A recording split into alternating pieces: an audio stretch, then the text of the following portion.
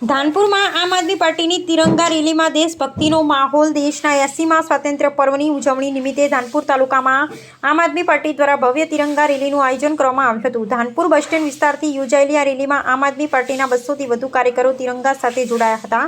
Rally દરમિયાન સમગ્ર વિસ્તારમાં દેશભક્તિનો માહોલ જોવા મળ્યો હતો। કાર્યકરો દ્વારા તિરંગા લહેરાવી દેશભક્તિના નારા લગાવવામાં આવ્યા હતા। ભારતની એકતા, અખંડિતતા અને રાષ્ટ્રપ્રેમનો સંદેશ આપતી આ રેલીમાં મોટી સંખ્યામાં પાર્ટીના કાર્યકરો અને આગેવાનો ઉપસ્થિત રહ્યા હતા। આ તિરંગા રેલીમાં ધાનપુર તાલુકા પ્રમુખ, પાર્ટીના પ્રમુખ તેમજ ઓબીસી સેલના પ્રમુખ સહિતના આગેવાનો જોડાયા હતા। આગેવાનો અને કાર્યકરોએ દેશની આઝાદી માટે બલિદાન આપનાર શહીદોને યાદ કરી તેમને શ્રદ્ધાંજલિ અર્પણ કરી હતી।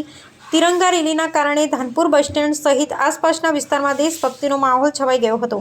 મોટી સંખ્યામાં કાર્યકરોની હાજરીને કારણે રેલી આકર્ષણનું કેન્દ્ર બની હતી। આમ આદમી પાર્ટી દ્વારા યોજાયેલી આ તિરંગા રેલી દ્વારા દેશ પ્રથમ, રાષ્ટ્રની એકતા અને અખંડિતતા સર્વોપરી હોવાનો સંદેશ આપવામાં આવ્યો હતો। અહેવાલ ચંદુભાઈ મોહનિયા।